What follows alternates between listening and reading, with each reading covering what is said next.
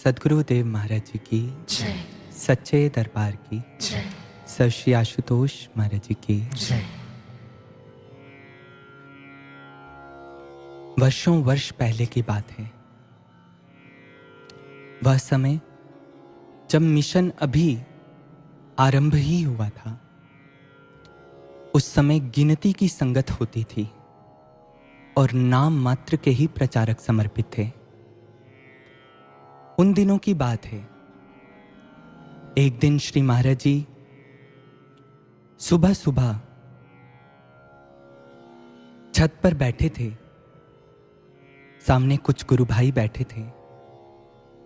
एकाएक श्री महाराज जी आकाश की ओर देख करके एक स्मित मुस्कान दी महाराज जी ने। महाराज जी मुस्कुराने लग गए। सामने बैठे गुरु भाइयों ने देखा।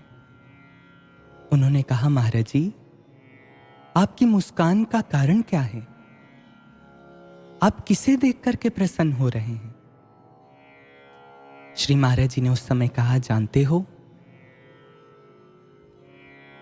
मेरे बहुत सारे बच्चे जो अभी बहुत छोटे छोटे हैं, अपने अपने घरों में पल रहे हैं, मैं उन्हें देखकर मुस्कुरा रहा हूं, क्योंकि आने वाले समय में ये जब मेरे मिशन के साथ जुड़ेंगे तो ये नवयुग में मेरे सहयोगी बनेंगे। ये जब मिशन में आएंगे तब यही होंगे जो नवयुग का ध्वज थाम करके आगे बढ़ेंगे। गुरुप्रिय साधकों, साल पर साल बीतते गए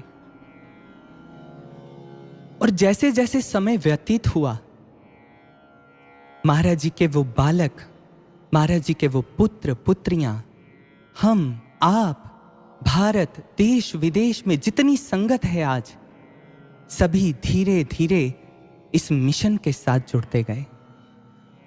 और इसमें कोई संशय नहीं है कि आज इस मिशन से जुड़ा एक एक व्यक्ति, चाहे वो आश्रम में रह रहा हो या घरों में बैठ करके आप जो सुन रहे हैं, हम में से कोई भी महाराज जी की दृष्टि से कभी अछूता नहीं रहा। हम में से कोई एक भी ऐसा नहीं है जिससे महाराज जी ने अपने नवयुग के स्वप्न को साकार करने की उम्मीद ना लगाई हो। लेकिन अब यक्ष प्रश्न है साधकों, क्या हम महाराज जी के मिशन में सच्चे सहयोगी बन पाए?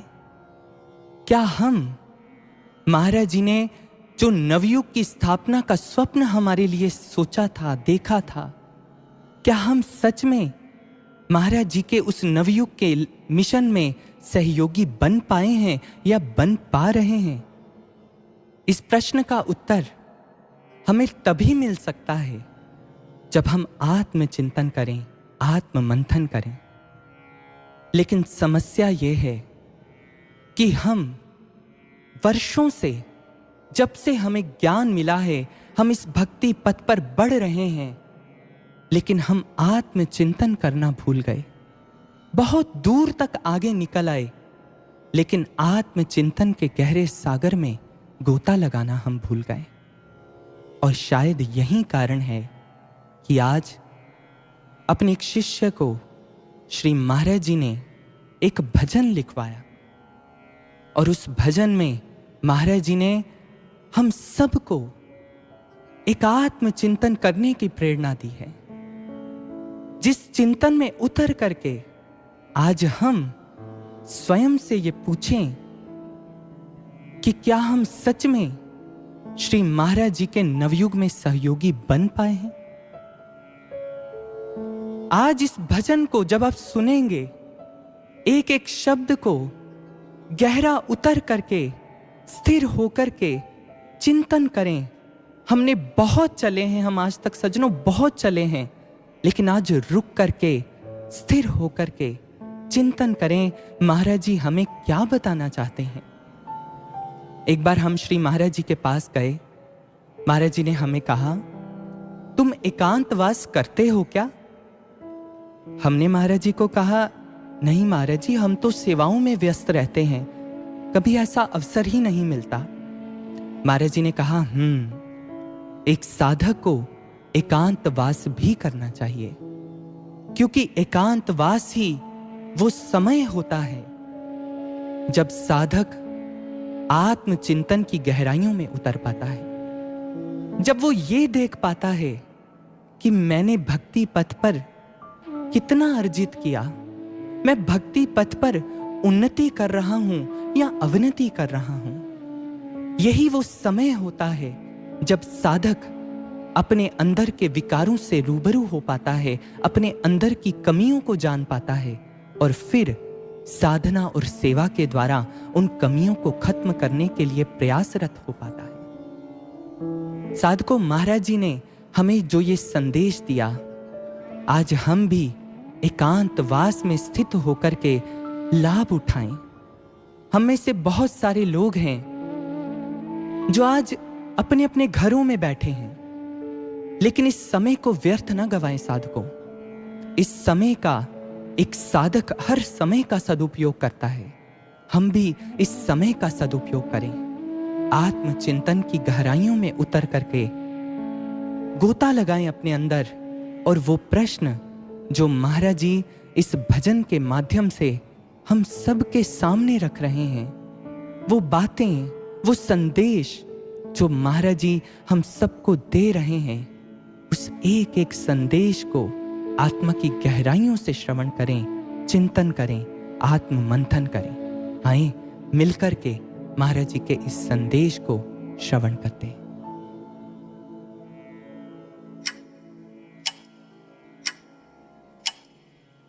जो एक एक क्षण अपना व्यर्थ गवाए,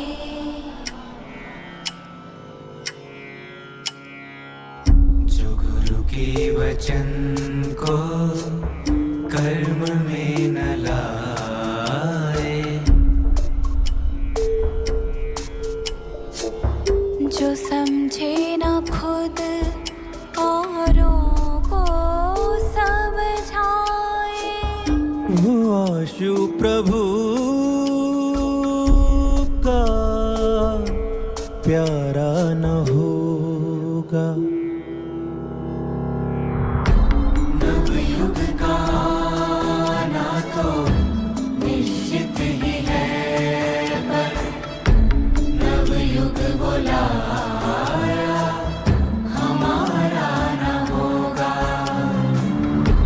नवयुग का ना तो निश्चित ही है, पर नवयुग बुलाया हमारा न होगा।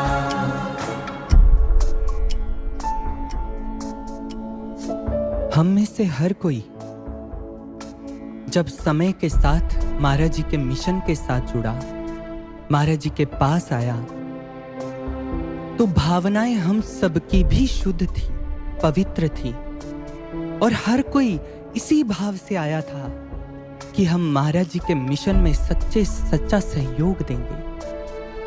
हम नवयुग लाने में महाराज जी के सच्चे सहयोगी बनेंगे।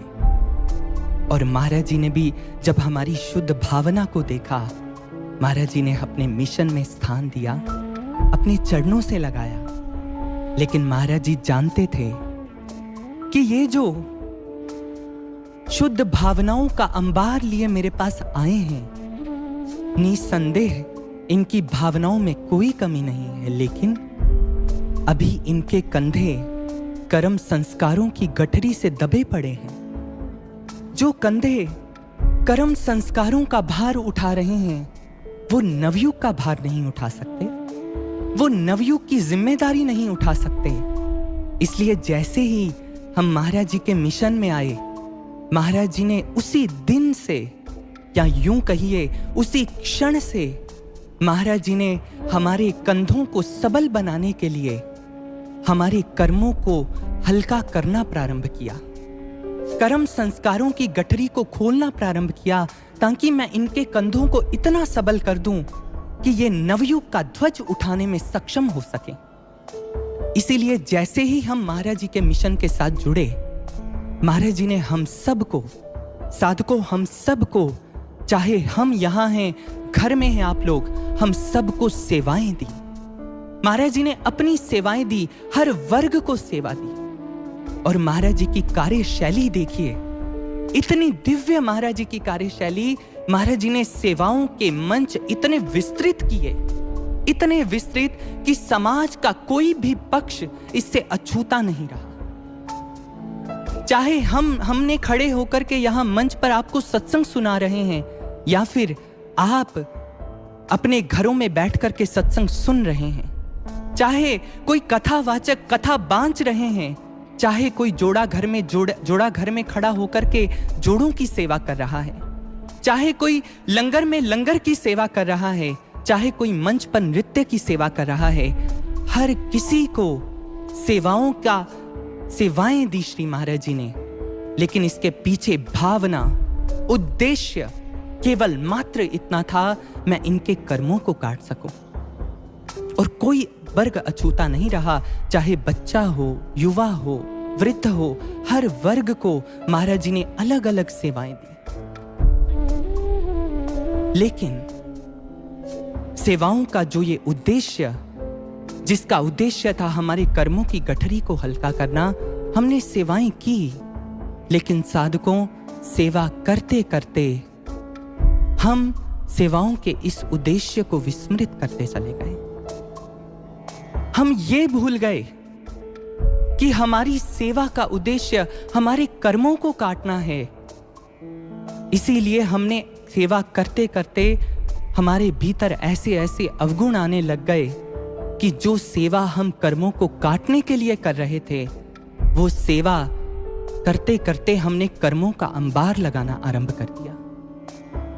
हमारा चिंतन, हमारी वाणी, हमारी सोच, हमारी दृष्टि, सेवा करते हुए हम सोच क्या रहे हैं, सेवा करते करते हमारे अंदर धीरे धीरे ईर्ष्या का भाव, प्रतियोगिता का भाव, अहंकार की भावना, अधिकार की भावना, इन भावनाओं ने जन्म लेना शुरू कर दिया और हम अपने गुरु के उद्देश्य को भूल गए।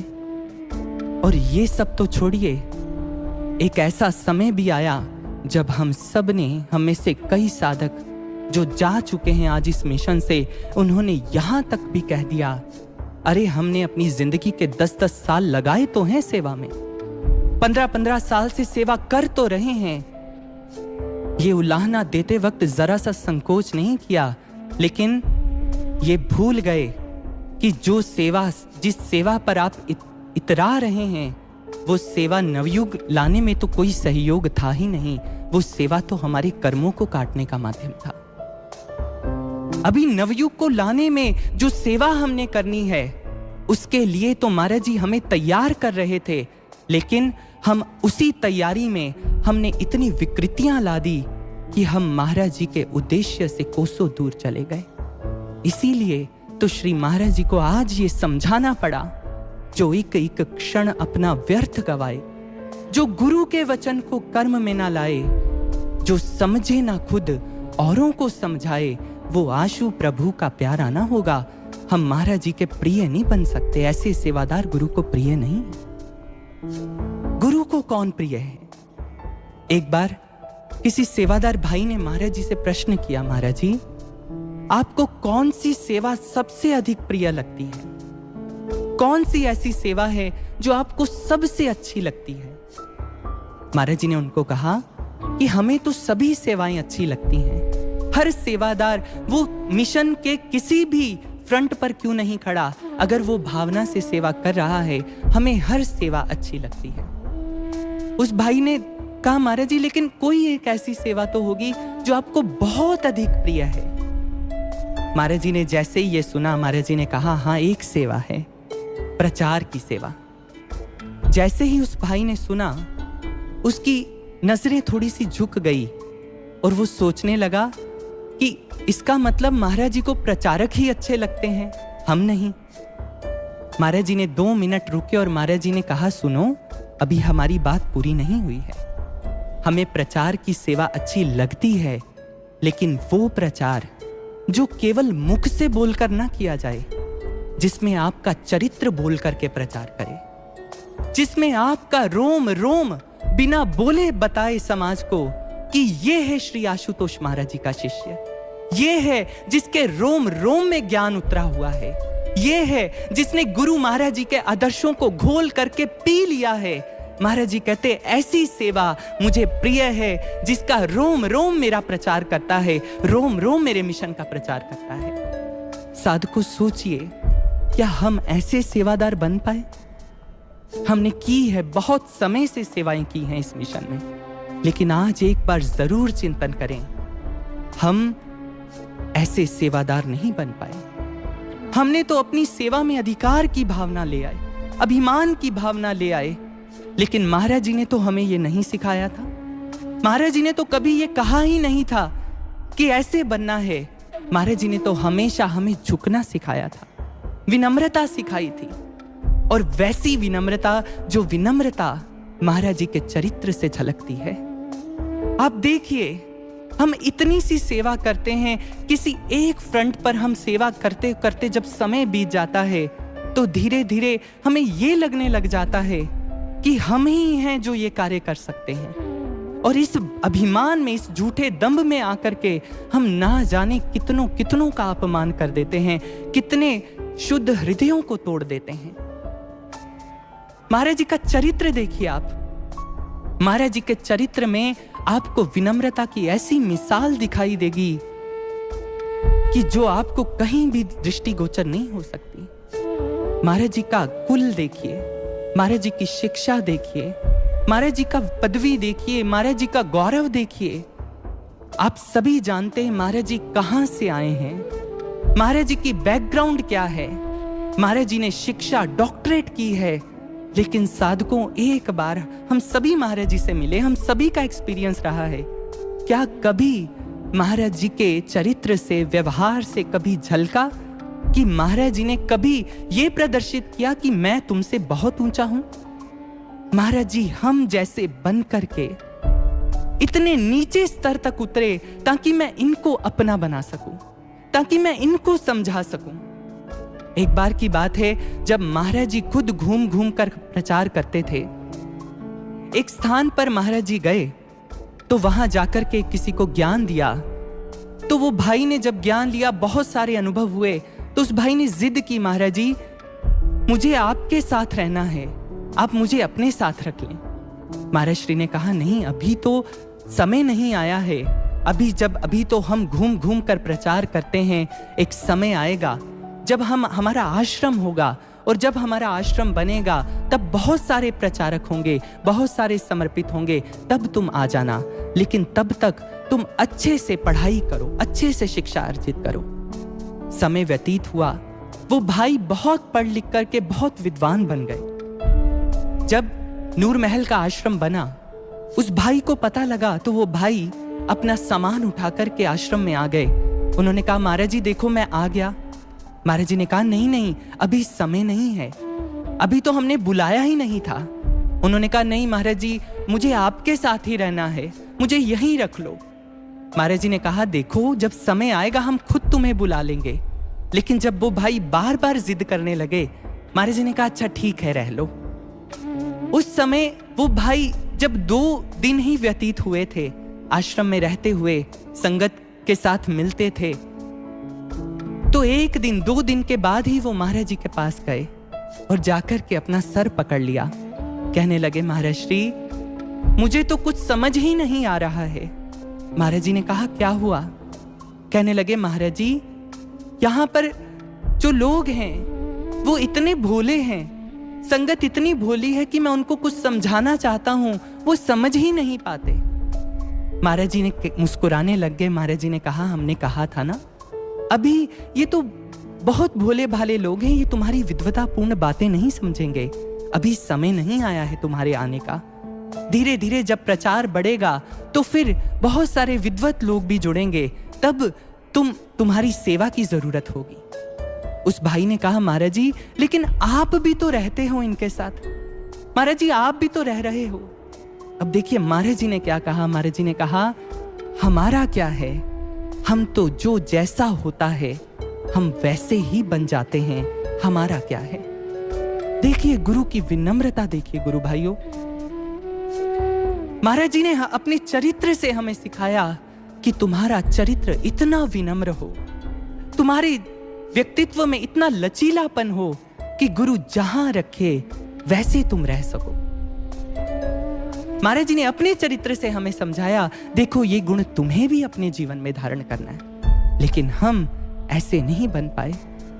आप स्वयं चिंतन कीजिए, जब जब हमारी सेवा लगी है हम अड़े हैं, हमने यहां सेवा करनी है, हमने यहां नहीं करनी सेवा, हमने इसके साथ सेवा करनी है, इसके साथ नहीं जाना, हमारी इसके साथ नहीं बनती, इसके साथ बनती है। हमने कितना तंग किया है महाराज श्री को।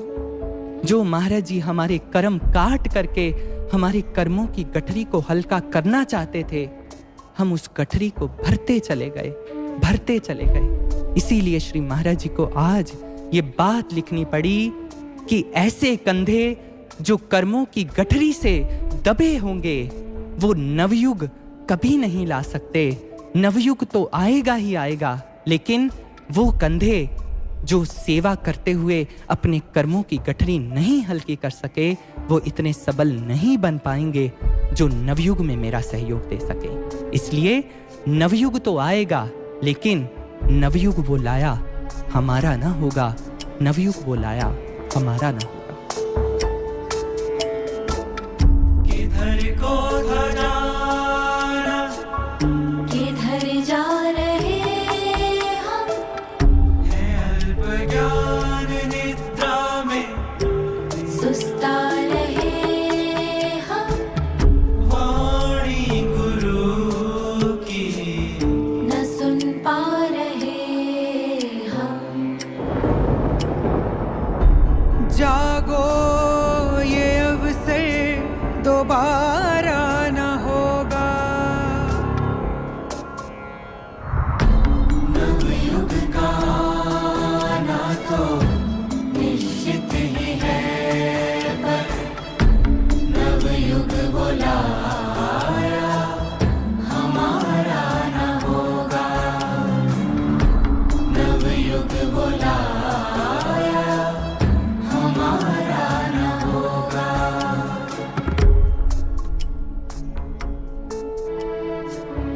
एक बार एक गुरु भाई को महाराज जी ने पीतमपुरा आश्रम में बुलाया और उन्हें कहा कि आज तुम्हें सत्संग करना है, नीचे हॉल में इंग्लिश में सत्संग करना है। वो गुरु भाई ने जैसे ही सुना, उस समय उनकी इंग्लिश पर इतनी अच्छी कमांड नहीं थी और महाराज जी ने टॉपिक भी उनको साइंस बेस्ड टॉपिक दिया कि इस टॉपिक पर तुम्हें इंग्लिश में सत्संग करना है। वो गुरु भाई नीचे हॉल में गए और उन्होंने जाकर के सत्संग किया। एक तो टॉपिक बहुत मुश्किल था, दूसरा उनकी लैंग्वेज पे इतनी अच्छी कमांड नहीं थी। उन्होंने जैसे तैसे सत्संग कर तो दिया, लेकिन जितना भी फीडबैक उनको मिला वो अच्छा नहीं था, क्योंकि ना तो संगत को कुछ समझ आया सामने जो बैठे थे, और ना ही वो ढंग से व्यक्त कर पा रहे थे अपनी बात को। जैसे ही सत्संग समाप्त हुआ और वो ऊपर पहुंचे, ऊपर पहुंचने तक में जितने भी लोग उनको मिले, सबने उनको कहा कि भैया आज मजा नहीं आया, आज आनंद नहीं आया। वो भाई जब तक महाराज जी के कक्ष तक पहुंचे, तब तक उनके अंदर आत्महीनता की इतनी ज्यादा भावना प्रबल हो चुकी थी कि वो झुके हुए कंधों से कक्ष में प्रविष्ट हुए और जाकर के प्रणाम करते हुए बोले, महाराज जी मैंने आज अच्छा नहीं किया ना, महाराज जी मैं अच्छे से आज आपकी सेवा नहीं कर पाया ना। महाराज जी ने जैसे ही देखा कि ये तो आत्महीनता का शिकार हो चुका है, महाराज जी अपने उसी बुलंद स्वर में बोले, महाराज जी कहते, अरे नहीं नहीं, तुमने तो आज कमाल ही कर दिया, अरे इतना अच्छा सत्संग किया तुमने, इतना अच्छा बोले, आनंद ही आ गया। वो भाई थोड़े से उत्साहित हुए, उन्होंने कहा, महाराज जी लेकिन जितने लोग मुझे मिले उन्होंने तो कहा कि उनको कुछ समझ ही नहीं आया, उनको बिल्कुल अच्छा नहीं लगा महाराज जी। महाराज जी कहते, तो क्या हुआ, उनको अच्छा नहीं लगा? हमें तो बहुत अच्छा लगा, हमें तो बहुत आनंद आया, हमें तो बहुत अच्छा लगा।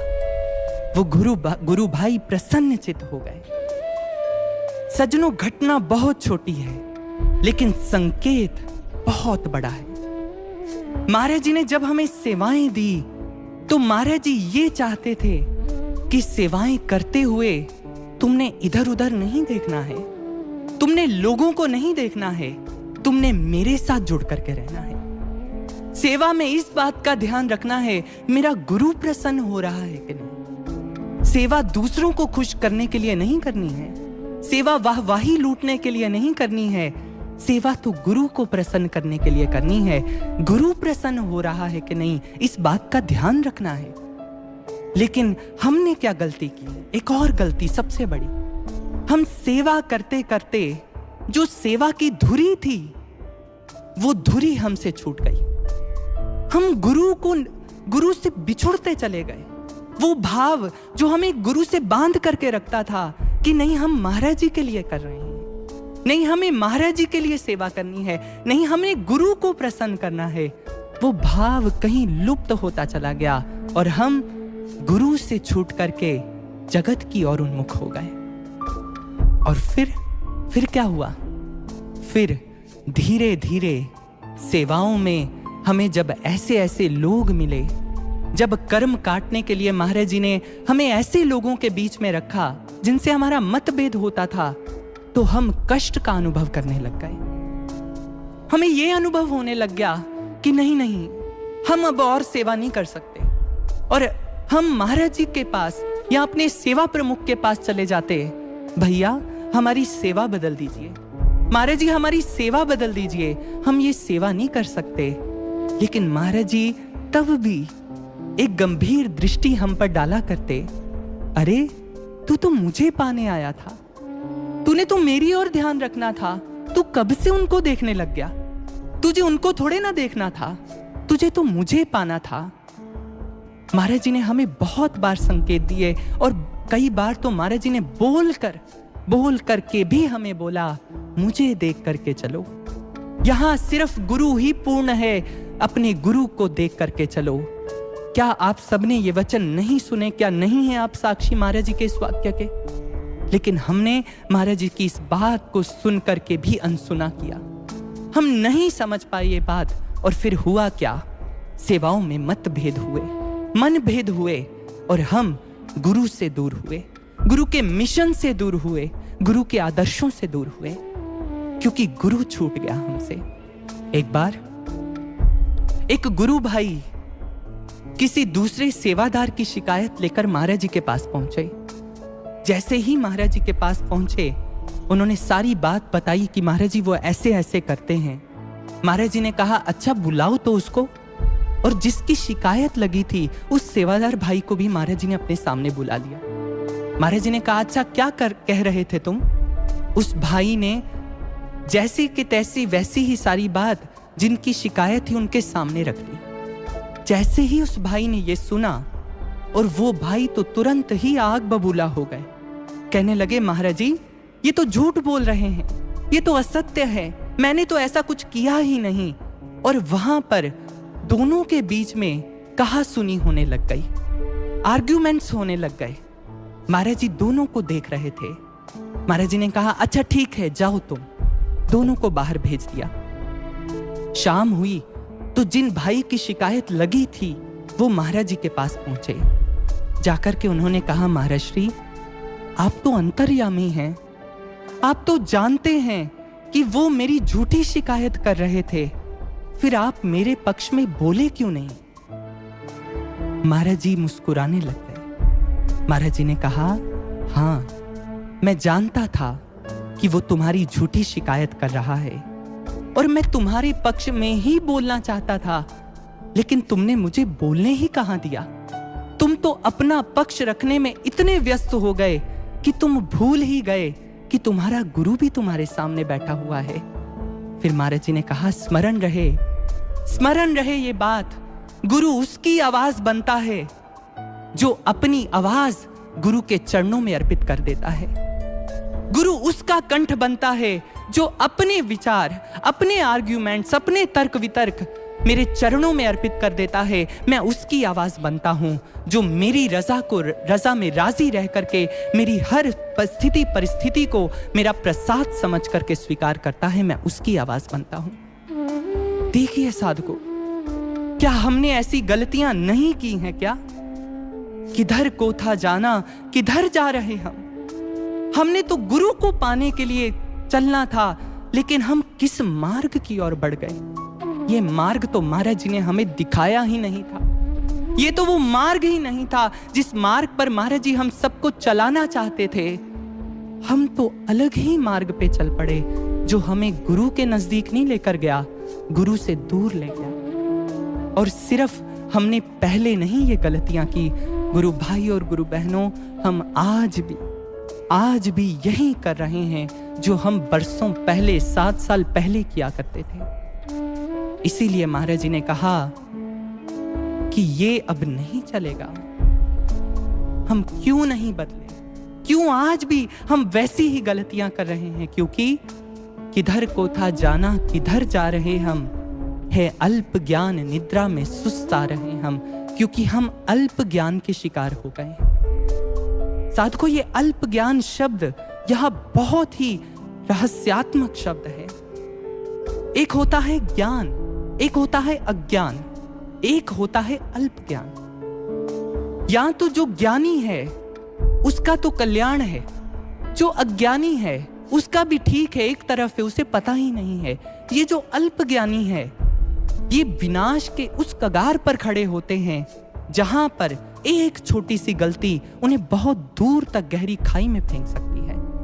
और आज ये मत सोचिए हमने ज्ञान ले लिया तो हम ज्ञानी बन गए। हम अल्प ज्ञानी हैं। अल्प ज्ञान मतलब हमें आधा ज्ञान है, सत्य का पूरा ज्ञान नहीं है। आज हम में से बहुत सारे लोग इस अल्प ज्ञान में जी रहे हैं कि सब कुछ ऐसे ही चल रहा है, सब कुछ ठीक चल रहा है, अब समय व्यतीत हो रहा है, स्थितियां परिस्थितियां विकट हो रही हैं, अब लगता है महाराज श्री के उठने का समय है।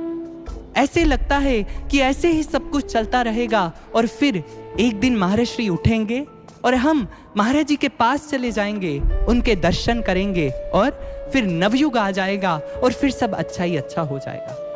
ये हम सब का अल्प ज्ञान है। जो ये सोच रहे हैं, आज उन्हें अपने इस अल्प ज्ञान को त्यागना होगा, क्योंकि हम इस नींद में सो रहे हैं।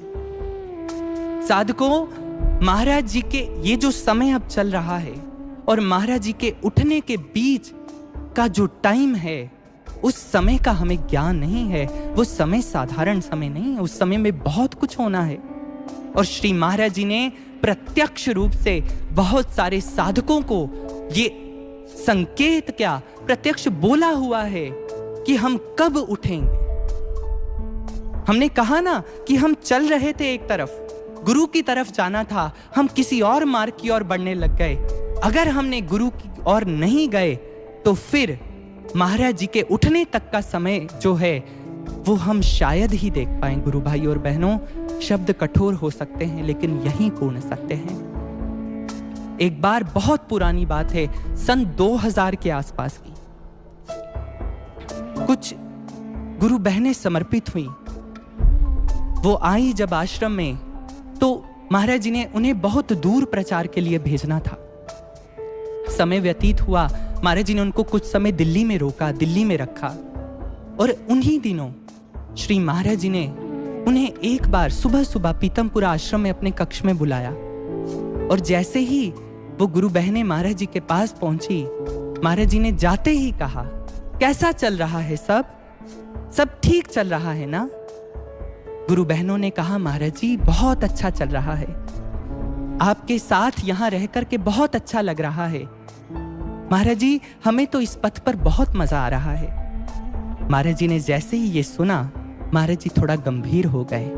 महाराज जी कहने लगे, लेकिन भक्ति पथ पर तो मजा नहीं आता ना, भक्ति पथ तो खांडे की धार होता है, यहां पर तो तुम्हारा रक्त भी निकलेगा, यहां पर तो चलना बहुत कष्टप्रद होता है, तुम्हें कैसे आनंद आ रहा है? गुरु बहनें थोड़ा सतपका गई कि महाराज जी कहना क्या चाह रहे हैं। फिर महाराज जी ने कहा, समय आने वाला सही नहीं है। ये जो तुम देख रहे हो ना, अभी तो सब कुछ ठीक चल रहा है, लेकिन धीरे धीरे ऐसी परिस्थितियां बनेगी, बड़े बड़े स्तंभ गिरेंगे, जिनसे प्रेरणाएं लेकर के तुम मिशन से जुड़े थे, वो लोग भी एक दिन मिशन छोड़ करके चले जाएंगे। ऐसा समय आ जाएगा। इसलिए सावधानी से चलना है, सतर्कता से चलना है। और उस समय के दौरान हमसे भी तुम बात नहीं कर पाओगे, बाहर से हमारा कोई मार्गदर्शन नहीं ले पाओगे। गुरु बहनों ने कहा, महाराज जी फिर?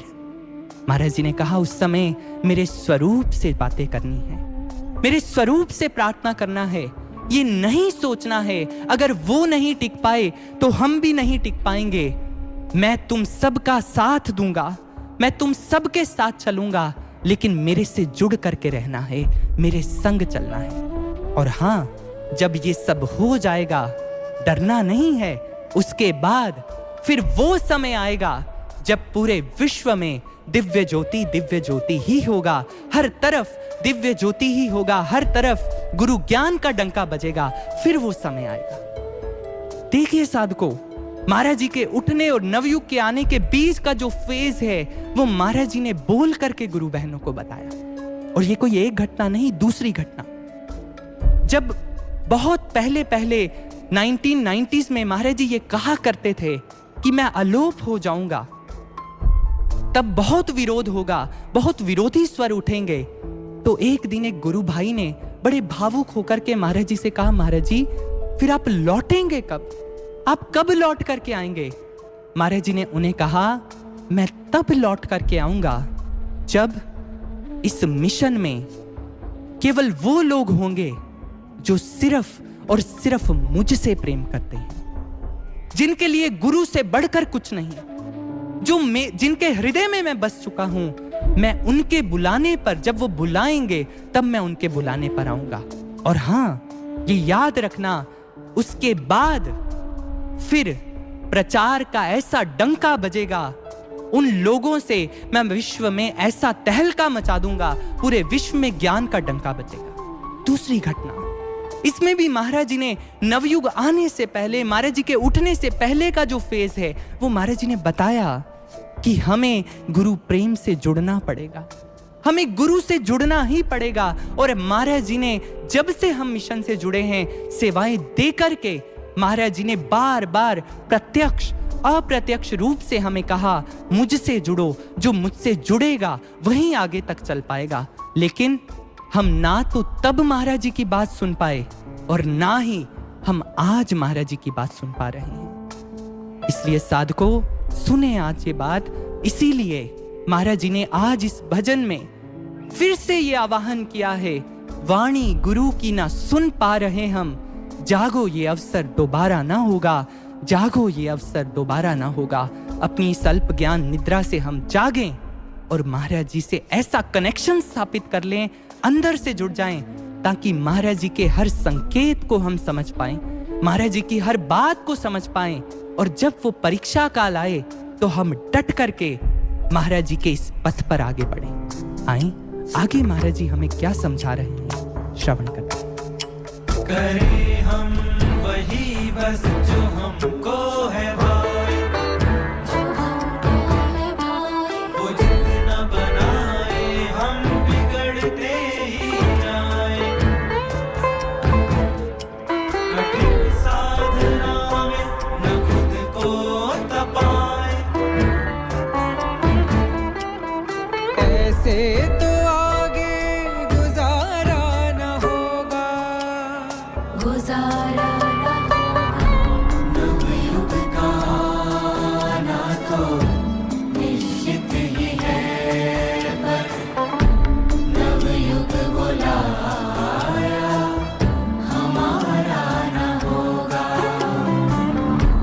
नवयुग बुलाया हमारा न होगा। करें हम वही बस जो हमको है भाई, वो जितना बनाएं हम बिगड़ते ही जाएं। गुरु भाइयों, गुरु बहनों, झांक कर देखें अपने हृदय में, महाराज जी का दर्द झलक रहा है इन पंक्तियों में। कितनी मेहनत महाराज जी ने हम सब पर की।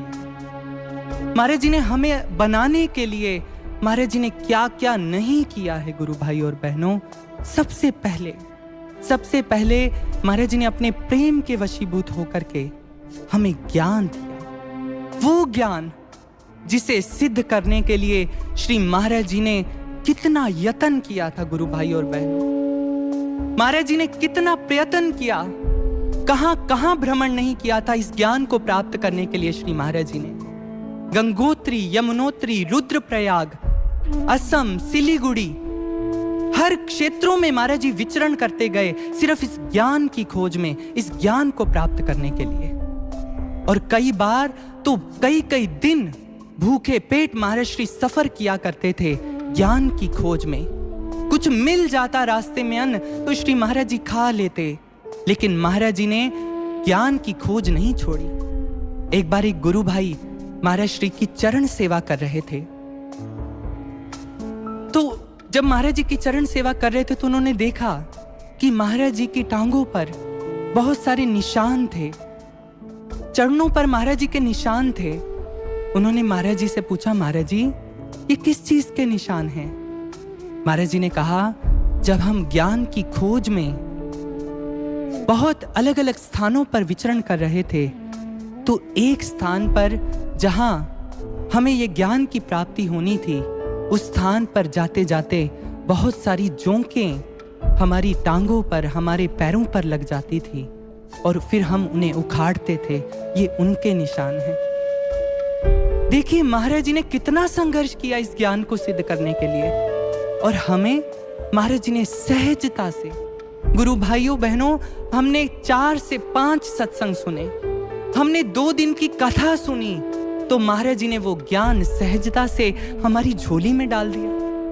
महाराज जी ने कुछ नहीं देखा, कुछ भी नहीं देखा, ना तो पात्रता देखी श्री महाराज जी ने, ना कुल देखा, ना विद्या देखी, ना धन देखा, ना कोई आध्यात्मिक अवस्था देखी, यहाँ तक कि हमारी महाराज जी ने ये भी नहीं देखा कि हम कितने भटके हैं, कोई प्यास भी है कि नहीं। महाराज जी ने बस कहा कि बांट दो ज्ञान, सबको दे दिया। क्या ये गुरु के प्रेम की निशानी नहीं? क्या नहीं दिया महाराज जी ने? और हमें ज्ञान देते हुए अपनी संगत के लिए महाराज जी के हृदय में जो प्रेम, जो हृदय धड़कता है अपनी संगत के लिए, उसकी तो कोई शब्दों में व्याख्या भी नहीं की जा सकती। सब कुछ महाराज जी ने कहा, मेरी संगत सब कुछ है मेरे लिए, मेरे बच्चे सब कुछ हैं। क्या गुरु का प्रेम नहीं? और अपने समर्पित शिष्यों के लिए तो गुरु महाराज जी की प्रेम देखिए उनका। एक बार किसी ने प्रश्न किया था महाराज जी से, हमें याद है, उन्होंने कहा, महाराज श्री आपके जो समर्पित शिष्य होते हैं, आप उनके नाम के आगे स्वामी शब्द लगा देते हैं, साध्वी शब्द लगा देते हैं, लेकिन महाराज जी अगर देखा जाए तो स्वामी तो आप हैं, ये तो आपके शिष्य हैं, वास्तविक स्वामी तो आप हैं। श्री महाराज जी मुस्कुराने लग गए। महाराज जी ने उनको कहा, सुनो, जैसे शर्मा जी का जो बेटा है वो भी शर्मा जी हो जाता है, गुप्ता जी का जो बेटा है वो भी बाय डिफॉल्ट गुप्ता जी हो जाता है, सरनेम पिता का पुत्र को मिल ही जाता है। भले ही मैं स्वामी हूं, लेकिन क्योंकि ये मेरे बच्चे हैं इसलिए इनको भी ये नाम, अपने आप ही इनका अधिकार है इस नाम पर। देखिए गुरु का प्रेम हृदय में, कितना हृदय महाराज जी का धड़कता है हमारे लिए। सिर्फ एक आशा है कि ये अपने आप को बना ले, और महाराज जी जानते हैं, महाराज जी ने कुछ रखा अपने पास, कुछ रखा। एक महाराज जी हमें ज्ञान देते हैं, ये शक्ति गुरु का इस शक्ति पर अधिकार है, लेकिन गुरुप्रिय साधकों, महाराज जी ने वो शक्ति भी अपने पास नहीं रखी, अपने शिष्यों को दे दी और ये कहा तुम ज्ञान दिया करो। हालांकि देखा जाए ना तो हम इतने योग्य हैं कि उस शक्ति को सहेज सकें, लेकिन महाराज जी ने अपने प्रेम का एक एक कतरा हम पर लुटाया है, सब कुछ दिया है। और ये करते हुए महाराज जी को संघर्ष जानते हैं कितना करना पड़ता है। महाराज जी ने एक बार कहा था, महाराज जी ने कहा था, जब मैं किसी को चोला देता हूं, जब मैं किसी को भगवा वस्त्र देता हूं, तो मुझे सृष्टि के कई नियमों में हेर फेर करना पड़ता है उसको चोला देने के लिए। और जब मैं किसी को ज्ञान की आज्ञा देता हूँ, ज्ञान दीक्षा की आज्ञा देता हूँ, तो मुझे तो सृष्टि के नियम ही पूरे के पूरे बदलने पड़ते हैं उसको ये आज्ञा देने के लिए। और ये सिर्फ इसीलिए करता हूँ मैं ताकि उसका कल्याण हो जाए। देखिए गुरु का हृदय, गुरु का प्रेम। लेकिन वो जितना बनाए हम बिगड़ते जाएं। महाराज जी की संगत, जिनके लिए महाराज जी हर समय, जिनके लिए महाराज जी का हृदय धड़कता है, हम जितना महाराज जी हमारा निर्माण करते हैं, हम उतना ही अवनति की ओर, हम उतना ही पतन की गहरी खाइयों की ओर गिरते चले जाते हैं। और वही करते हैं जो हमारा मन कहता है। अपनी मनमानी हम करते रहते हैं, हमें जो अच्छा लगता है हम वो करते हैं। प्रमाण चाहिए आपको, एक सरल सा प्रमाण, गुरु भाइयों बहनों, सरल सा प्रमाण आप सभी के पास हर रोज सुबह एक अंतःअनुभूति का अनुभव आता है। चरे वेती का एक पोस्ट आती है आप सभी के फोन्स पर, मोबाइल फोन्स पर। आज ईमानदारी से अपने हृदय पे हाथ रख के देखिए, पूछिए स्वयं से, क्या आप हर रोज उसे पढ़ते हैं? आपको अपने आप पता लग जाएगा हम कितनी मनमानी करते हैं। पढ़ते हैं क्या हम में से बहुत कम होंगे जो रेगुलर उसे पढ़ते हैं। दूसरी चीज, हमें महाराज जी की आरती, सुबह शाम आरती करने का अवसर मिलता है, लेकिन क्या हम महाराज श्री की आरती में सम्मिलित होते हैं? क्या हम कभी समय निकाल कर कि नहीं हमारे गुरु की आरती है, हम उसमें सम्मिलित हों? क्या हम अपने अपने घरों में रेगुलर करते हैं? नहीं। और तीसरी सबसे महत्वपूर्ण बात, कठिन साधना में ना खुद को तपाएं। क्या हम साधना करते हैं? गुरु भाइयों बहनों, हमें महाराज जी ने जब से ज्ञान मिला है और जब से महाराज श्री समाधि में गए हैं, एक बात महाराज जी ने बार बार बोली है, साधना करो, साधना करो। लेकिन हम कठिन साधना में ना खुद को तपाएं। हम साधना से तो हमारा नाता ही जैसे टूट गया है, और हम झट से ये कह देते हैं कि मन ही नहीं करता है साधना के लिए। ये सिद्ध नहीं करता कि हम वही करते हैं जो हमारा मन कहता है? हमें गुरु की कार्यशैली से, हमें गुरु की मेहनत से कुछ लेना देना नहीं। ये ऐसे नहीं चलेगा अब, क्योंकि ऐसे तो आगे गुजारा ना होगा। अब अपने आप को साधना में तपाना ही पड़ेगा। आज हमारे महाराज श्री ने हमसे साधना मांगी है गुरु भाइयों बहनों, साधना। हम अपनी साधना दें महाराज श्री को, हम महाराज जी को अपनी साधना अर्पित करें, ताकि महाराज जी आज एक जो मांग, कभी महाराज जी ने हमसे ज्ञान देते वक्त भी हमसे कुछ नहीं मांगा, आज एक चीज महाराज जी ने हमसे मांगी है, हम महाराज जी को जरूर दें। गुरु भाइयों बहनों, इस साधना से जुड़ जाएं, ऐसी साधना करें, कठिन साधना, कि हम महाराज जी के स्वप्न को पूर्ण कर सकें। अगर नहीं कर पाए तो फिर नवयुग का आना तो निश्चित ही है, पर नवयुग वो लाया हमारा ना होगा, नवयुग वो लाया हमारा ना होगा। क्योंकि नवयुग एक चीज मांगता है, या मिशन महाराज जी का एक चीज मांगता है हम सबसे, और इस मिशन से जुड़ने का, इस मिशन में रहने का एक अपरिहार्य, एक इनएविटेबल लॉ है, एक शर्त है। अगर इस मिशन में रहना है, वो शर्त क्या है महाराज जी हमें बता रहे हैं, आइए श्रवण करें। जो बदलेगा खुद जग बदल वो ही सकता, जग बदल वो ही सकता, तूफानों में घिर कर निकल वो ही सकता, निकल वो ही सकता, है अंधेरी खाइयां, है फिसलन का रास्ता, गिरोगे जो खुद को सुधारा न होगा। नवयुग का आना तो निश्चित ही है, पर नवयुग वो लाया हमारा ना होगा, नवयुग वो लाया हमारा ना होगा। एक बार YPSS की मीटिंग चल रही थी। एक भाई खड़े हुए, उन्होंने श्री महाराज जी से कहा, महाराज जी मैं आपके मिशन के लिए बहुत कुछ करना चाहता हूं, लेकिन मुझे समझ ही नहीं आता मैं क्या करूं।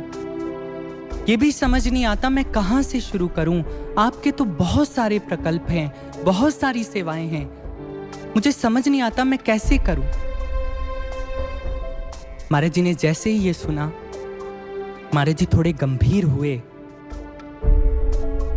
और महाराज जी ने उनको कहा, महाराज जी ने कहा, अगर मेरे लिए कुछ करना चाहते हो तो एक काम करो, सिर्फ एक काम, स्वयं को पवित्र कर लो। अगर तुमने स्वयं को पवित्र कर लिया तो फिर तुम्हें कुछ करने की जरूरत नहीं है। फिर मैं तुम्हें अपना यंत्र बना करके अपने आप ही सब कुछ करवा लूंगा, क्योंकि ये मिशन पवित्र है और ये मिशन अपने अंदर अपवित्रता को बर्दाश्त नहीं करता। समझे गुरु भाइयों बहनों, समझे इस बात को। हम भी अगर चाहते हैं समाज को बदलना, तो ये कोई पाखंडियों का मिशन नहीं है, ये कोई कपटियों का मिशन नहीं है कि हम अपने अंदर की बुराइयां भी साथ साथ पाल लें और साथ साथ महाराज जी के मिशन में भी सहयोगी बन जाएं। ऐसा नहीं हो सकता। जो बदलेगा खुद, जगत बदल वो ही सकता। जो खुद बदलेगा वही समाज को बदलने का मादा रखता है। जो स्वयं की बुराइयों को दग्ध करना जानता है वही समाज की बुराइयों को खत्म कर सकता है। और अगर हम ऐसा नहीं कर सके तो फिर हम कभी भी महाराज जी के नवयुग में सच्चा सहयोग नहीं दे सकते। इसलिए पहले स्वयं पर काम करें, अपने अंदर की कमियों पर काम करें, अपनी कमियों को खत्म करें सतत साधना के माध्यम से।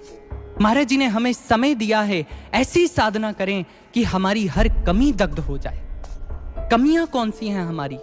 वैसे तो बहुत हैं, लेकिन आज एक कमी हमारी, जिसके लिए महाराज जी जो बिल्कुल पसंद नहीं करते, बिल्कुल भी, वो है कपट। गुरुप्रिय साधकों, हम गुरु से कपट करते हैं। कैसा कपट? आप कहेंगे नहीं, हम तो कपट नहीं करते, हम तो अपने मिशन के लिए, महाराज जी के मिशन के लिए प्रति वफादार हैं। लेकिन हमें भी नहीं पता लगता हम कैसे छोटी छोटी चीजों में गुरु से कपट कर जाते हैं। हमारा व्यवहार कुछ और है, हमारी कथनी कुछ और है, हमारी करनी कुछ और है। कैसे? आप स्वयं देखें। जो लोग डट कर के साधना कर रहे हैं इस समय, जो बहुत देर देर तक साधना में बैठते हैं, वो एक बार चिंतन करें, क्या जीवन में बदलाव है? क्या हमारी वाणी में, क्या हमारे व्यवहार में, क्या हमारे अंदर विनम्रता, हमारे अंदर सहनशीलता, क्या हमारे अंदर प्रेम, तितिक्षा, सहानुभूति, ऐसे गुण जन्म ले रहे हैं? अगर नहीं ले रहे तो इसका मतलब कहीं कुछ छूट गया है हमारे। इसका मतलब हम साधना नहीं कर रहे, हम कुछ और कर रहे हैं। हमें उसको करेक्ट करना पड़ेगा, हमें उसे सही करना पड़ेगा। क्योंकि दवाई खाओ और अगर रोग ही ना जाए, खाना खाओ अगर भूख ही ना जाए, तो इसका मतलब हमारे अंदर कोई रोग पनप गया है।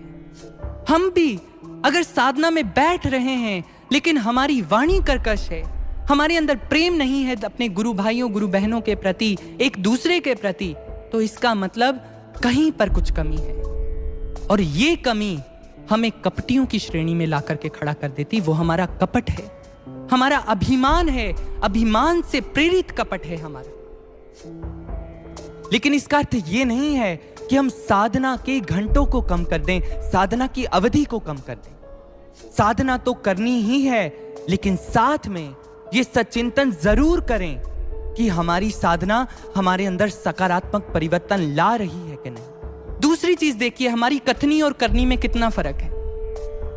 हम में से हर कोई महाराज जी को प्रणाम करता है, आप भी करते हैं। हर रोज सुबह उठकर घर से बाहर जाते हुए दिन रात प्रणाम करते हैं। लेकिन आप जानते हैं प्रणाम का अर्थ क्या होता है?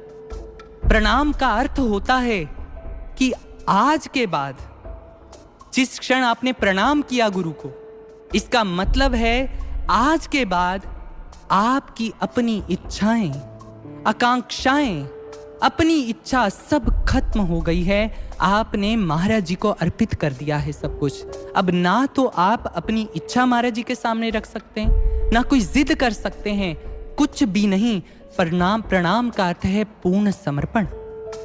लेकिन हम प्रणाम करके उठते हैं। और हम में से तो कई साधक ऐसे जो दंडवत प्रणाम करते हैं। दंडवत का मतलब होता है पूर्ण समर्पण, सवाल रहित समर्पण, प्रश्न रहित समर्पण।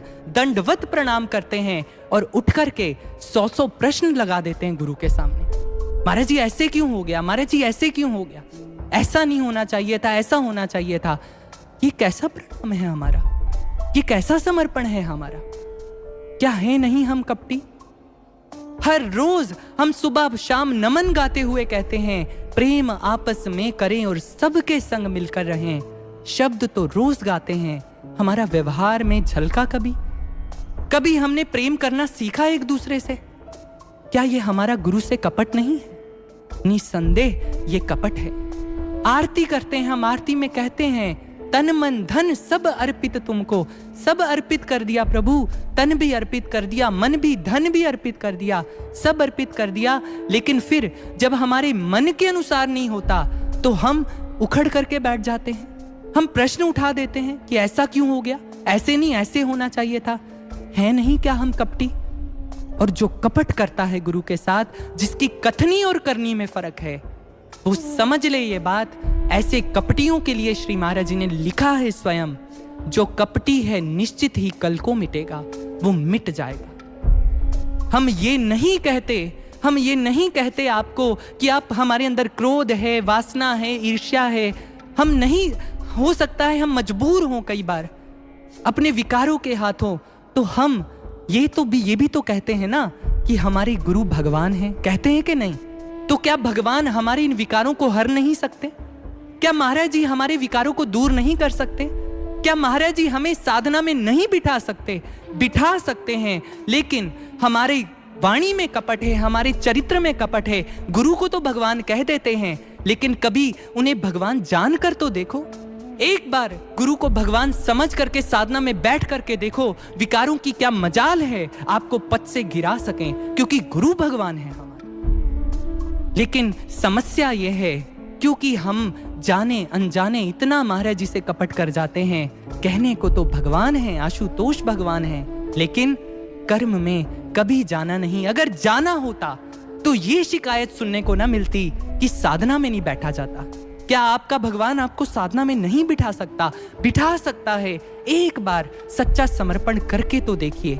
लेकिन हम नहीं बदल पाए, और अगर नहीं बदले तो इस वाणी को अपने जहन में बिठा लीजिए कि नवयुग तो आएगा, युग परिवर्तन होना ही है, उसे सुनिश्चित जानो, वो तो निश्चित है गुरुप्रिय साधकों। लेकिन हम नहीं बदल सके तो हम बदल दिए जाएंगे।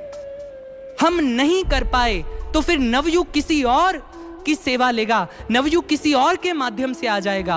हमें बदलना होगा। इसलिए अंतिम समय में, सत्संग विचारों के अंतिम समय में, एक अंतिम चेतावनी जो महाराज जी हम सबको दे रहे हैं, इस भजन की अंतिम चेतावनी सभी कान खोल करके सुन लें। महाराज जी के ये शब्द जो महाराज जी हम सबको कह रहे हैं कि अगर अब भी ना बदले तो फिर क्या होगा, क्या होगा हमारा भविष्य। आइए श्रवण करते हैं इस अंतिम चेतावनी को।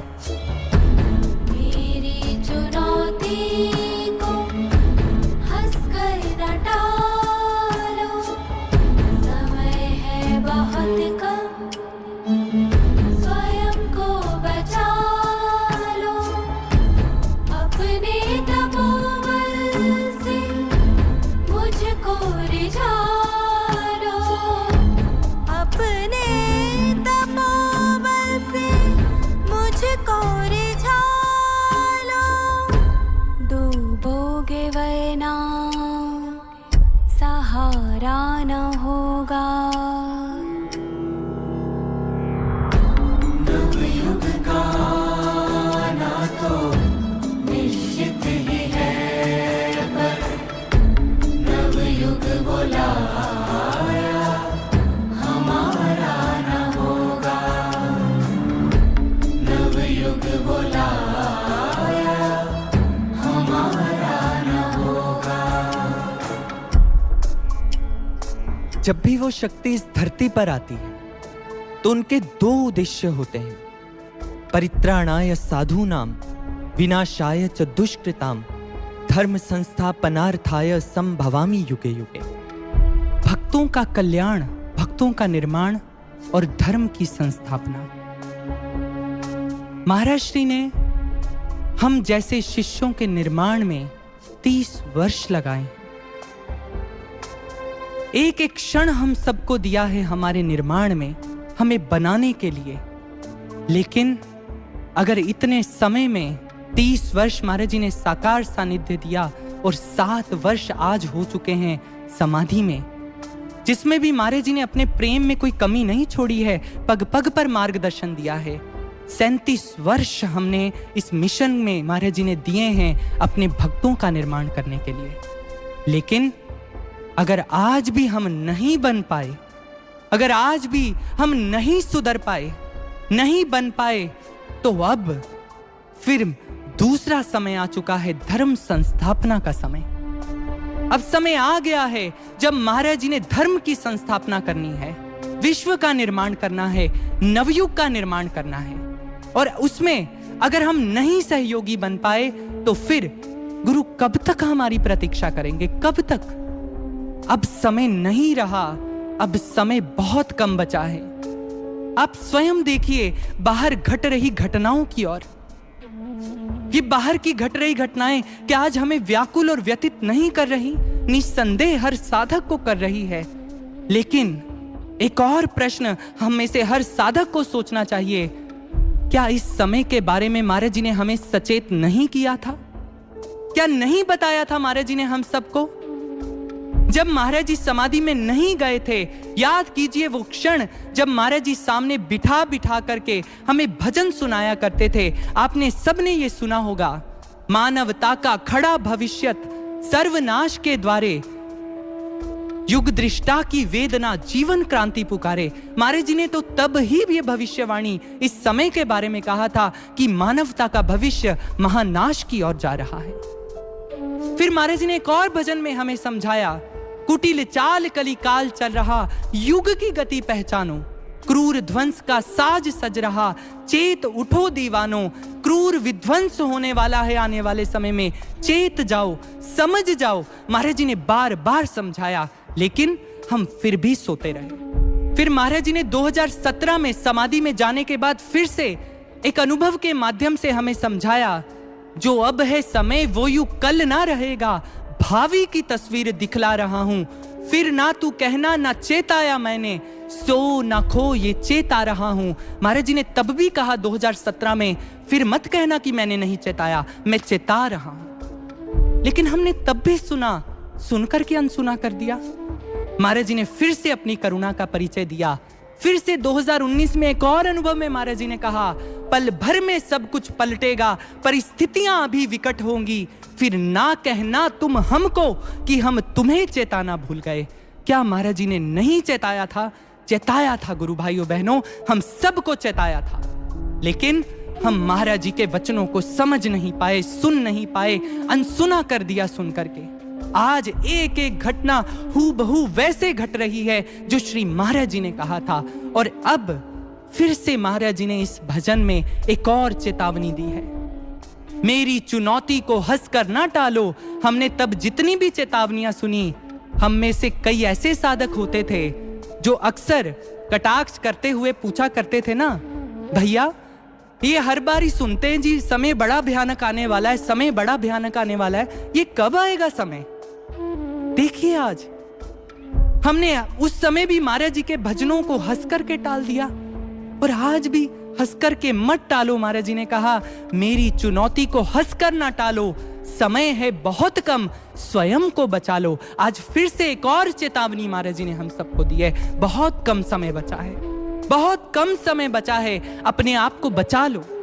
जिनको ये अनुभव हुआ था, महाराज जी ने ये अनुभव करवाया था, यूं तो महाराज जी ने उनको 2015 में ये अनुभव में लिखवाया था भजन, लेकिन महाराज जी ने तब कहा कि अभी नहीं, अभी इसका समय नहीं आया है, जब समय आएगा हम तब तुम्हें बताएंगे। और आज जब ये भजन रिलीज हो रहा है, इस भजन के माध्यम से महाराज जी ने कहा, अब समय आ गया है, अब बताओ सबको कि समय है बहुत कम, स्वयं को बचा लो, अपने आप को बचा लीजिए गुरु भाइयों बहनों, स्वयं पर काम कीजिए, अब समय नहीं रहा।